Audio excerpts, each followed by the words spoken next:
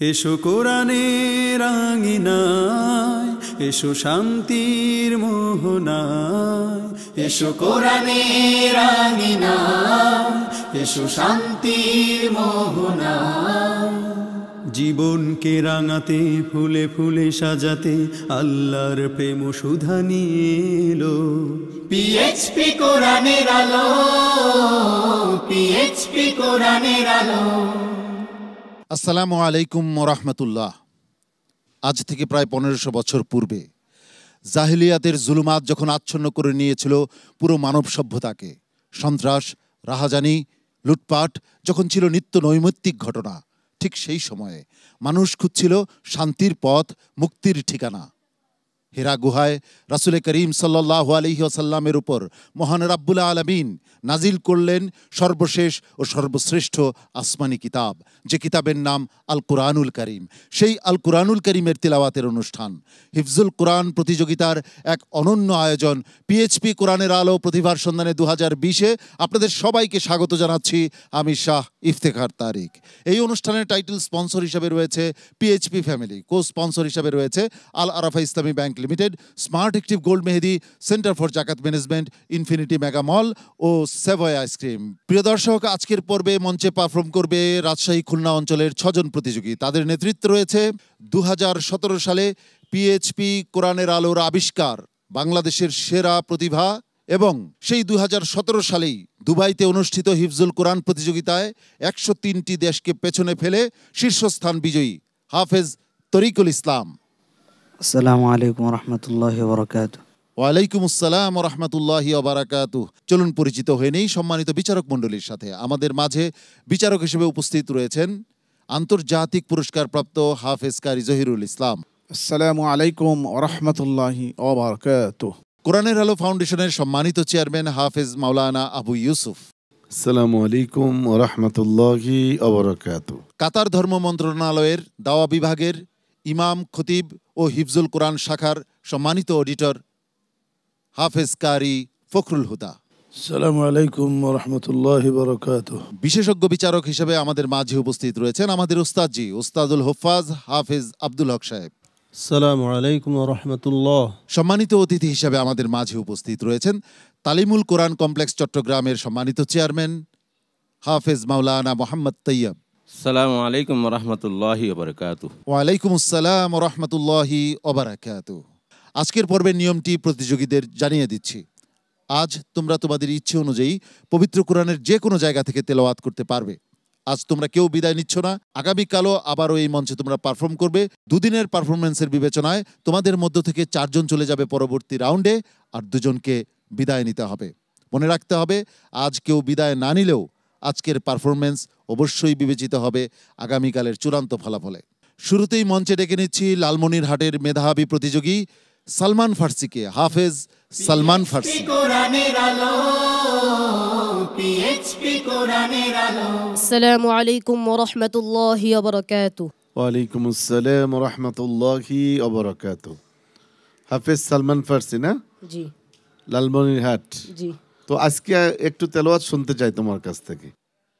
আউযু বিল্লাহি মিনাশ শাইতানির রাজীম। বিসমিল্লাহির রহমানির রহিম। ومن آياته الجوار في البحر كالأعلام إن يشأ يسكن الريح فيظللن رواكد على ظهره إن في ذلك لآيات لكل صبار شكور أو يوبقهن بما كسبوا ويعفو عن كثير ويعلم الذين يجادلون في آياتنا ما لهم من محيص فما أوتيتم من شيء فمتاع الحياة الدنيا وما عند الله خير وأبقى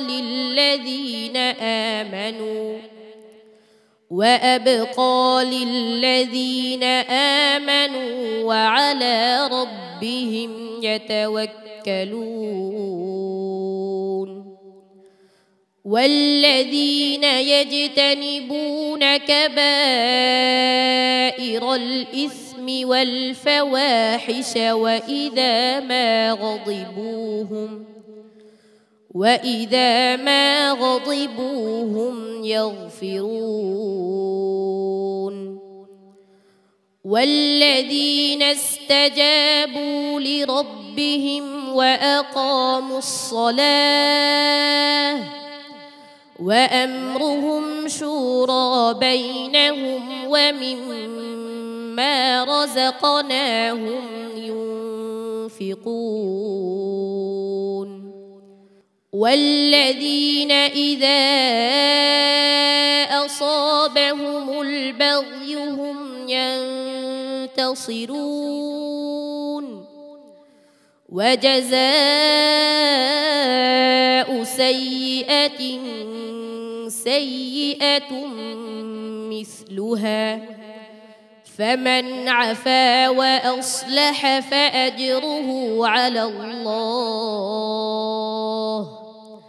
إنه لا يحب الظالمين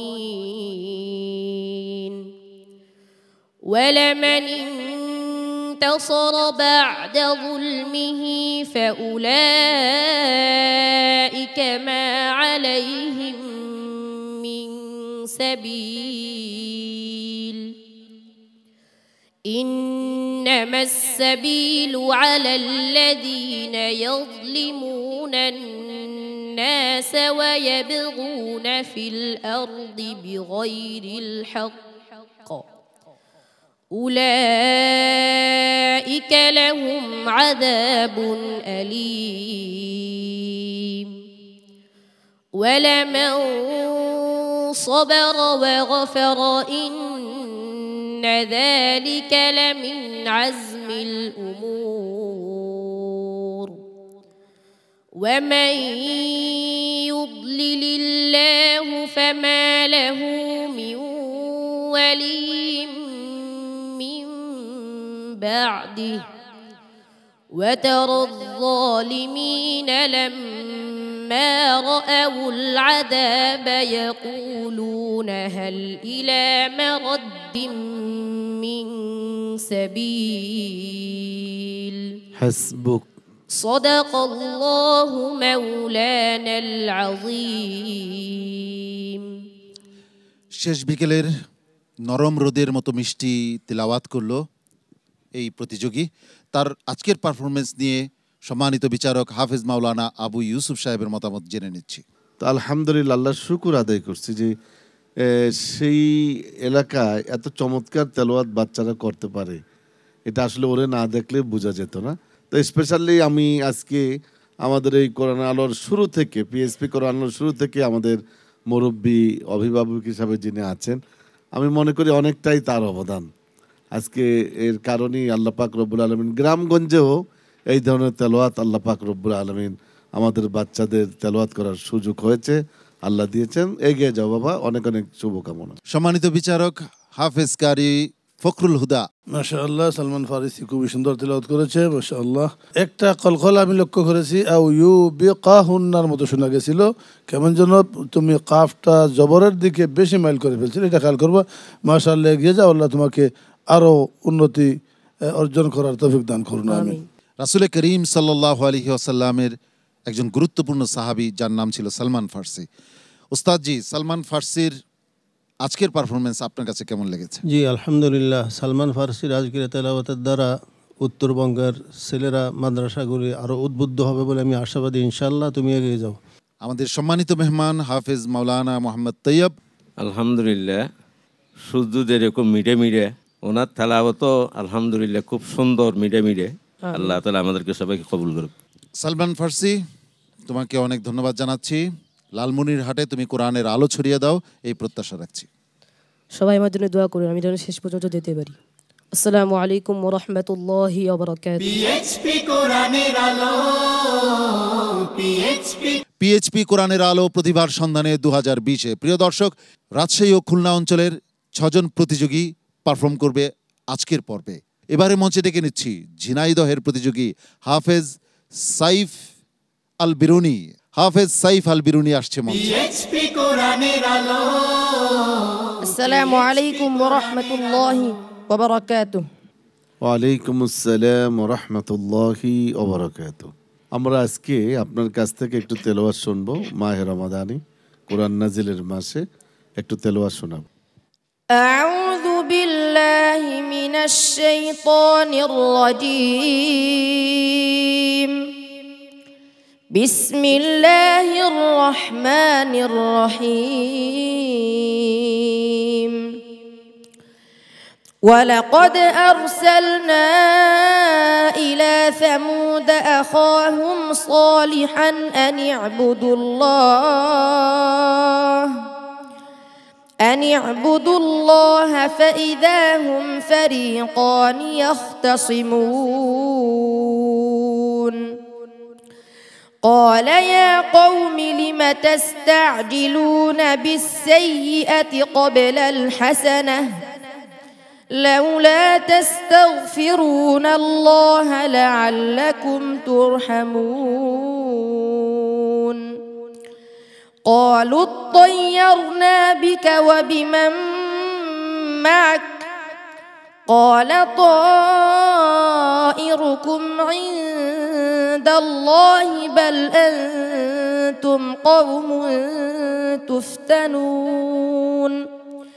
وكان في المدينة 9 رهط يفسدون في الأرض ولا يصلحون.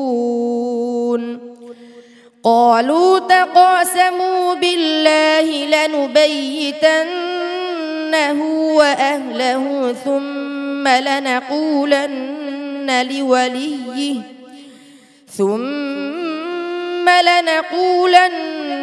لوليه ما شهدنا مهلك أهله وإنا لصادقون. ومكروا مكرا ومكرنا مكرا وهم لا يشعرون. فانظر كيف كان عاقبة مكرهم أنا دمرناهم وقومهم أجمعين. فتلك بيوتهم خاوية بما ظلموا إن في ذلك لآية لقوم يعلمون. وأنجينا الذين آمنوا وكانوا يتقون.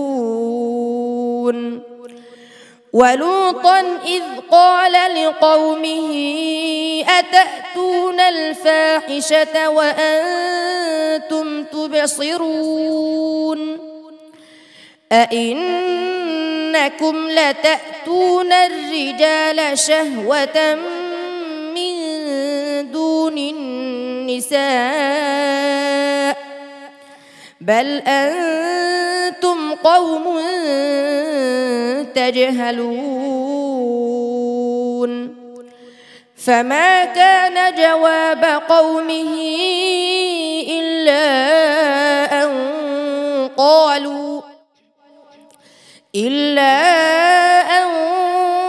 قالوا أخرجوا آل لوط من قريتكم إنهم أناس يتطهرون. حسبك. صدق الله العظيم. মাশাআল্লাহ। সাইফ আল বিরুনি অবিশ্রান্তভাবে আল কোরআনের তিলাওয়াত করে যাচ্ছে। এজন্য থামবার নয়, তার বাকযন্ত্রে জড়তা রয়েছে।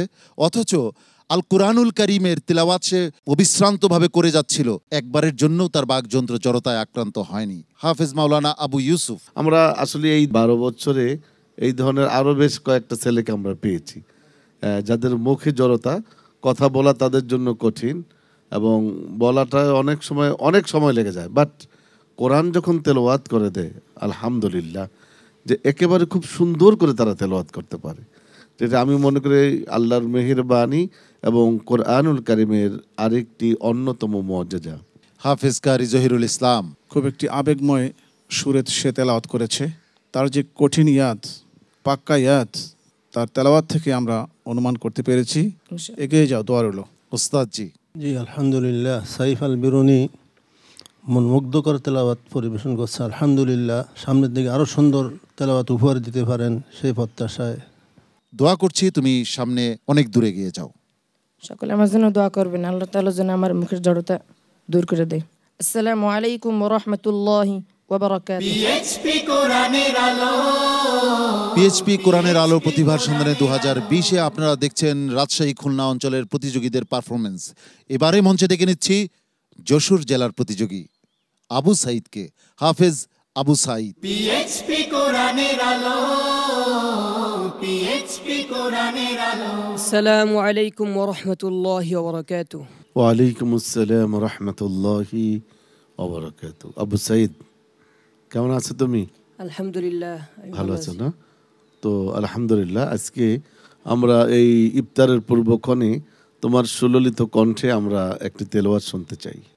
আউযু বিল্লাহি মিনাশ শাইতানির রাজীম। বিসমিল্লাহির রহমানির রহিম। ওয়া ইন্না মিন শিআতিহি লাইব্রাহিম إذ جاء ربه بقلب سليم إذ قال لأبيه وقومه ماذا تعبدون أئفكا آلهة دون الله تريدون فما ظنكم برب العالمين فنظر نظرة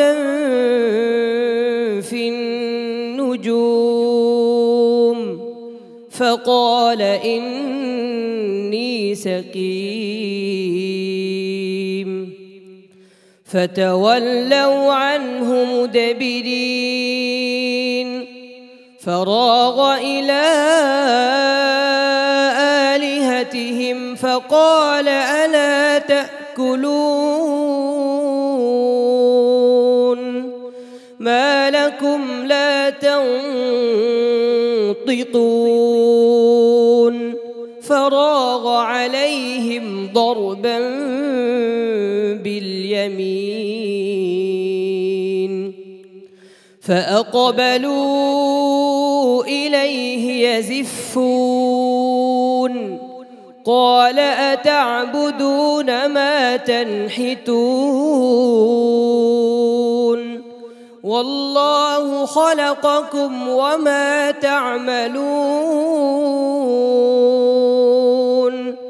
قالوا بنوا له بنيانا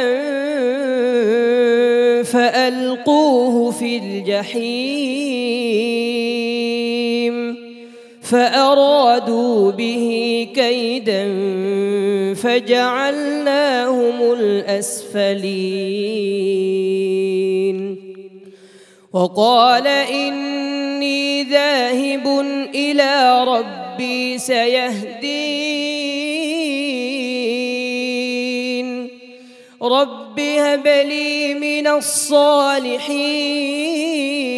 الصالحين فبشرناه بغلام حليم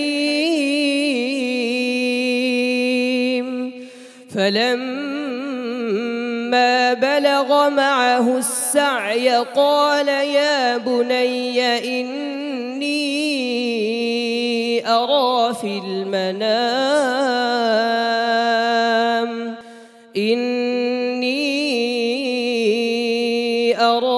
المنام أني أذبحك فانظر ماذا ترى قال يا أبت افعل ما تؤمر ستجدني إن شاء الله من الصابرين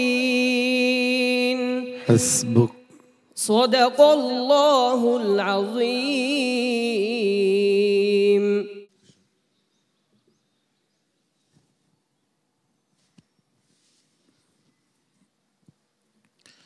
আবু সাইদ মনে হচ্ছিল বিরহ কাতর হৃদয় নিয়ে সে মহান রাব্বুল আলামিনের কালাম তিলাওয়াত করছে। সম্মানিত বিচারক হাফেজ মাওলানা আবু ইউসুফ, আবু সাইদের পারফরমেন্স নিয়ে কি বলবেন? ধন্যবাদ সম্মানিত উপস্থাপক, আপনার সাথে সম্পূর্ণভাবে একমত। আসলে আজকে তারা বিশ্ব জয় করছে, সুতরাং তাদের তেলাওয়াত তো এমনই হবে এবং প্রতিটি সন্তানের তেলাওয়াত কিন্তু হৃদয়গ্রাহী। হাফেজ কারি ফখরুল হুদা, আমি আশা করব তোমার জন্য কোনো বিরাট সফলতা অপেক্ষা করছে, তুমি চালিয়ে যাও, আরো পরিশ্রম করতে যাও, ইনশাআল্লাহ আল্লাহ তোমাকে সফল করবেন। উস্তাদুল হুফাজ, সত্যি আলহামদুলিল্লাহ আবু সাইদের আজকের তেলাওয়াত এত সুন্দর হয়েছে, আলহামদুলিল্লাহ আমি অভিভূত। আলহামদুলিল্লাহ, তুমি এগিয়ে যাও, আল্লাহ তাআলা তোমাকে আরো প্রতিবার বৃদ্ধি করে দেন, সেই দোয়া রইল। সম্মানিত মেহমান হাফেজ মাওলানা মোহাম্মদ তৈয়ব। মক্কা শরীফ মদিনা শরীফের মধ্যে কয়েকজন নওজোয়ান ইমাম আছে, তাদের তেলাওয়াতগুলো শুনতে থাকলি কি নমাজ পড়তেছি নাম কোথায় আল্লাহর কাছে চলে গেছি, এরকম কি হয় না? আমার মনে হয়েছিল আজকে মক্কা শরীফুর মদিনা শরীফুর ওই সুন্দর তেলাওয়াতওয়ালা ইমামদের তেলাওয়াত আজকে শুনতেছি। আবু সাইদ, আজকে যেমন ভালো করেছো আগামীকালও ভালো করবে এই বিশ্বাস আমি রাখছি। তোমার জন্য অনেক অনেক দোয়া। আসসালামু আলাইকুম ওয়া রাহমাতুল্লাহ। পিএইচপি কোরআনের আলো, পিএইচপি কোরআনের আলো প্রতিভার সন্ধানে 2020-এ। প্রিয় দর্শক, এবারে মঞ্চে ডেকে নিচ্ছি সিরাজগঞ্জের আরও একজন মেধাবী প্রতিযোগীকে, যে গত আসরে আপনাদের হৃদয়কে জয় করেছিল, সেই আবু রাহাত, হাফেজ আবু রাহাত। পিএইচপি কোরআনের আলো, পিএইচপি কোরআনের আলো। আসসালামু আলাইকুম ওয়া রাহমাতুল্লাহি ওয়া বারাকাতুহু। ওয়ালাইকুম আসসালাম ওয়া রাহমাতুল্লাহি ওয়া বারাকাতুহু। আবু রাহাত, ভালো আছো তুমি? আলহামদুলিল্লাহ। তো আমরা ইফতারের পূর্বক্ষণে তোমার কাছ থেকে একটু তেলাওয়াত শুনতে চাই। আউযু বিল্লাহি মিনাশ শাইতানির রাজীম। বিসমিল্লাহির রহমানির রহিম।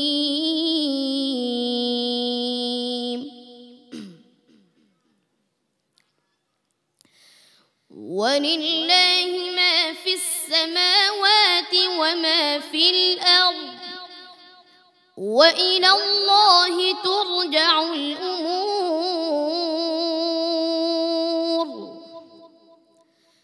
كنتم خير أمة أخرجت للناس تأمرون بالمعروف وتنهون عن المنكر وتؤمنون بالله. ولو آمن أهل الكتاب لكان خيرا لهم منهم المؤمنون وأكثرهم الفاسقون.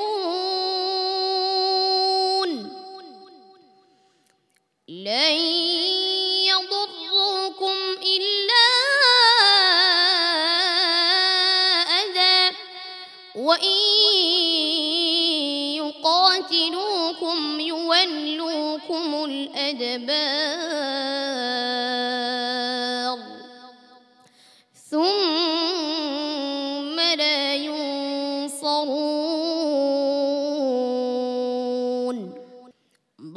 وضربت عليهم الذلة أينما ثقفوا إلا بحبل من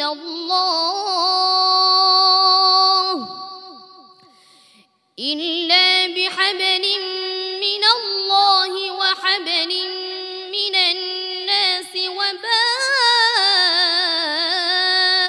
بغضب من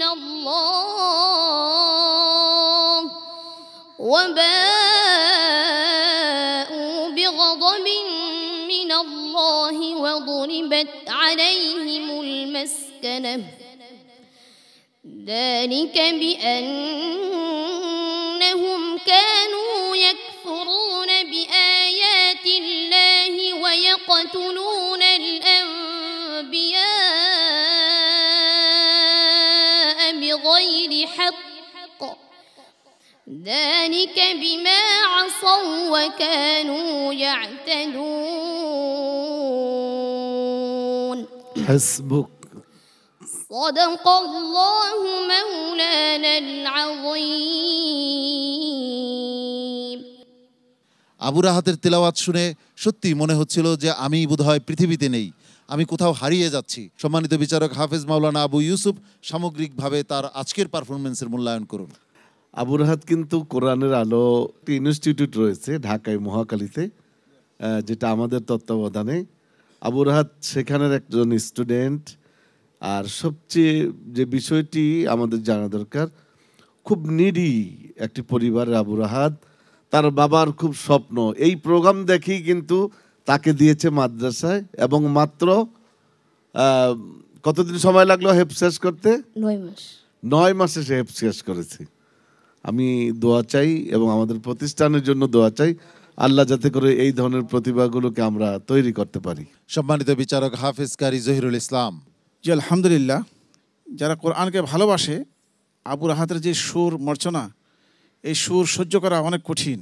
এই যে বিশেষ গুণ আল্লাহ রাব্বুল আলামিন তাকে দান করেছে, তার পাশাপাশি জন্য আল্লাহ রাব্বুল আলামিন তাকে বিশ্বমানের আলেম হিসেবে কবুল করেন। মোহতারাম হাফেজ কারি ফখরুল হুদা। মাশাআল্লাহ মাশাআল্লাহ, কিছুই বলার নাই। বলবো আল্লাহ রাব্বুল আলামিন যেন তোমাকে হাসাদ, হিংসা এবং বদনজর থেকে হেফাজত রাখেন। এগিয়ে যাও। উস্তাদুল হুফাজ।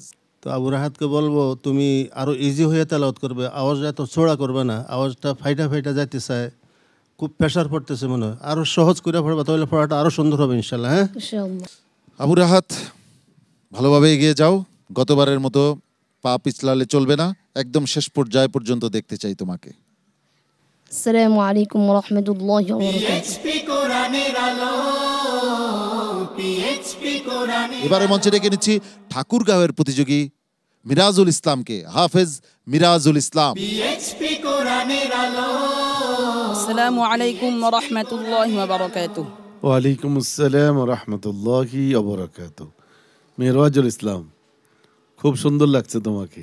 জি শুকরিয়া। তো আজকে আমরা একটু তেলাওয়াত শুনবো তোমার কাছ থেকে। আউযু বিল্লাহি মিনাশ শাইতানির রাজীম।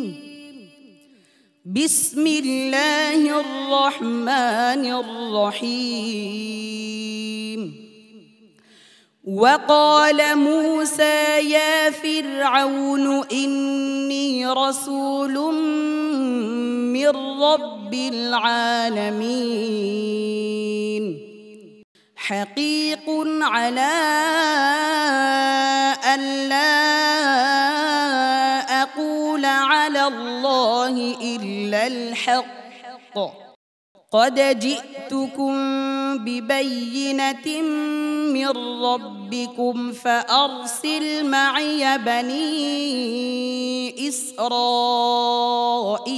إسرائيل قال إن كنت جئت بآية فأت بها إن كنت من الصادقين فألقى عصاه فإذا هي ثعبان مبين ونزع يده فإذا هي بيضاء للناظرين قال الملأ من قوم فرعون إن هذا لساحر عليم يريد أن يخرجكم من أرضكم فماذا تأمرون قالوا أرجه وأخاه وأرسل في المدائن حاشرين يأتوك بكل ساحر عليم وجاء السحرة فرعون قالوا إن لنا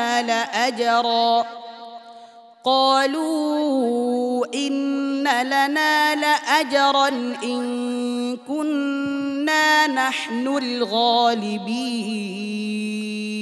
حسبك صدق الله مولانا العظيم মাশাআল্লাহ। আমি তোমাকে ধন্যবাদ জানাচ্ছি। তোমার আজকের পারফরমেন্স কেমন হয়েছে এই বিষয়ে জেনে নিব সম্মানিত বিচারকের কাছ থেকে।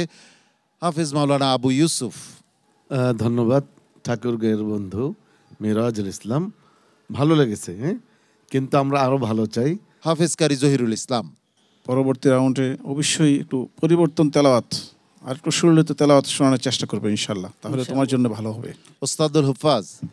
ইনশাআল্লাহ তোমার পড়ার তর্জ আরো একটু সুন্দর করার চেষ্টা করো ইনশাআল্লাহ। সবাই যে পরামর্শ দিছে ইনশাআল্লাহ, তাহলে তুমি সামনে আরো ভালো করতে পারবে।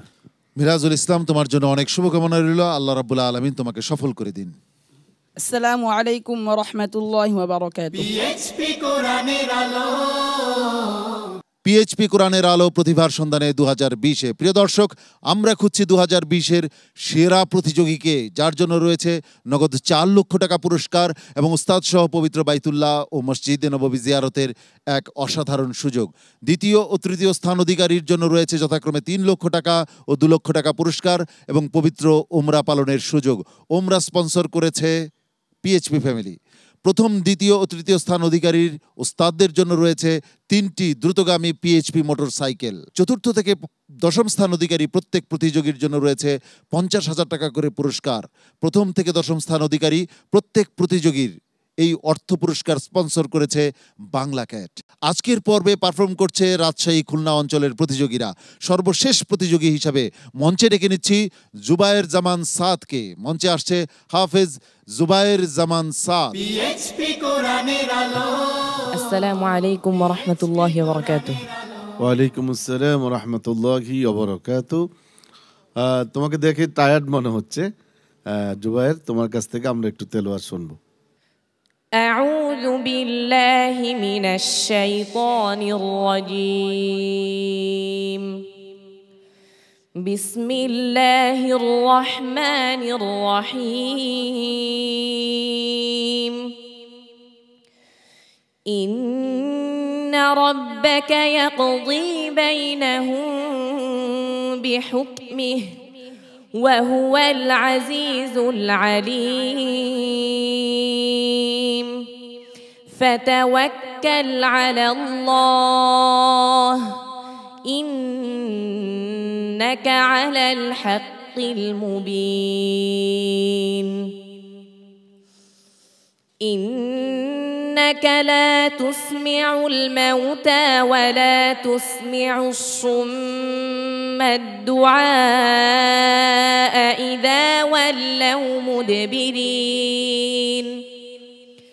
وما أنت بهاد العمي عن ضلالتهم إن تسمع إلا من يؤمن بآياتنا فهم مسلمون. وإذا وقع القول عليهم أخرجنا لهم دابة من الأرض تكلمهم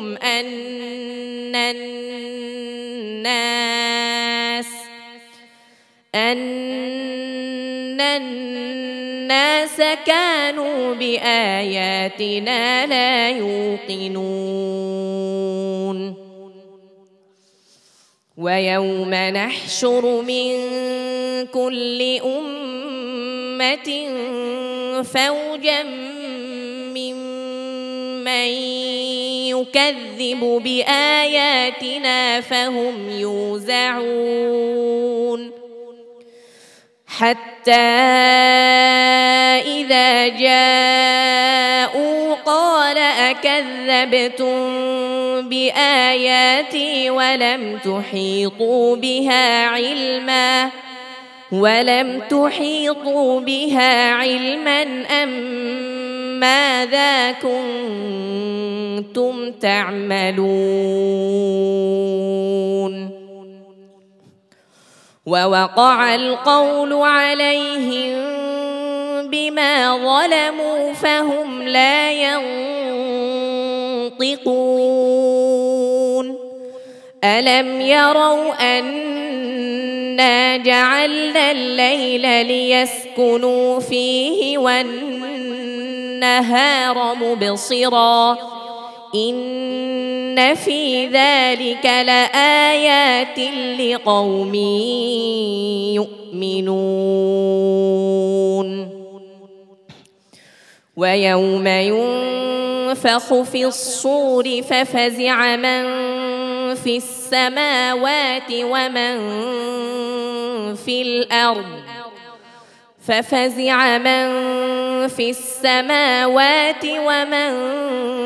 في الأرض إلا من شاء الله وكل أتوه داخرين حسبك صدقت يا رب العالمين মাশাআল্লাহ। জুবায়ের জামান সাদ চমৎকারভাবে তেলাওয়াত করলো। আমাদের আবু ইউসুফ ভাই ভেবেছিলেন সে ক্লান্ত, সে হয়তো দৈহিকভাবে ক্লান্ত, কিন্তু রুহানিভাবে সে অনেক মজবুতির পরিচয় দিয়েছে। সারাদিনের যে রোজা রাখার পরে মানুষের শরীরে একটা ক্লান্তি চলে আসে, তোমার তেলাওয়াতের মাধ্যমে আমার মনে হয় আমার মতো অসংখ্য কোটি কোটি কোরআন প্রেমিকদের এই রমজানের রোজার ক্লান্তি তুমি দূর করে দিয়েছো। সম্মানিত বিচারক হাফেজ কারি জহিরুল ইসলাম। জুবায়ের জামান সাদ হৃদয়গ্রাহী তেলাওয়াত করেছে সে, চমৎকার। ওস্তাদুল হুফাজ। জুবায়ের জামান সাদ, তোমাকে একটি পরামর্শ, আন্নাল আরোদা, আর সাকিনটা আরও শক্তভাবে ধরে রাখতে হবে। আরোদা হয়ে গেছে, তুকাল্লিমুহুম আন্নান নাস, আন্নান নাসের থেকে আর দেখাচ্ছে তুকাল্লিমের থেকে দৌড়াবে। হ্যাঁ, তাহলে পড়া আর সুন্দর হবে ইনশাআল্লাহ। সতর্ক থাকবে। সম্মানিত মেহমান হাফেজ মাওলানা মোহাম্মদ তৈয়ব। আলহামদুলিল্লাহ, জুবায়ের জামান সাদ খুব সুন্দর তেলাওয়াত। আলহামদুলিল্লাহ, আমাদের ইফতারের টাইমও হয়ে গেছে। আমি দোয়া করব পিএসসি কোরআনের আলো, পিএসসি পরিবারের জন্য, সবার জন্য দোয়া করব। আল্লাহ তাআলা সবাইকে কবুল করুক। জুবায়ের জামান সাদ, তোমার প্রতি অনেক অনেক দোয়া রেখে তোমাকে বিদায় দিচ্ছি। আসসালামু আলাইকুম ওয়া রাহমাতুল্লাহি ওয়া বারাকাতুহু। পিএইচপি কোরআনের আলো। ফলাফল ঘোষণার আগে আমি 6 জন প্রতিযোগীকে আমার পাশে ডেকে নিচ্ছি। 4 জন বিচারকের সর্বসম্মতিক্রমে সর্বোচ্চ নম্বর পেয়ে পরবর্তী রাউন্ডে চলে যাচ্ছে রাজশাহী খুলনা অঞ্চলের সর্বকনিষ্ঠ প্রতিযোগী আবু রাহা।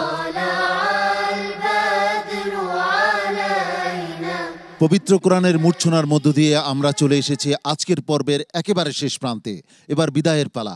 আগামীকাল একই সময়ে আপনাদের প্রিয় স্যাটেলাইট চ্যানেল এনটিভির পর্দায় চোখ রাখবেন পিএইচপি কোরআনের আলো প্রতিভার সন্ধানে এই অনুষ্ঠানে। আল্লাহ রাব্বুল আলামিন আপনাদের সবাইকে ভালো রাখুন, সুস্থ রাখুন, এই প্রত্যাশায় আমি শাহ ইফতেখার তারিক এখানেই বিদায় নিচ্ছি। আসসালামু আলাইকুম ওয়া রাহমাতুল্লাহি ওয়া বারাকাতুহু।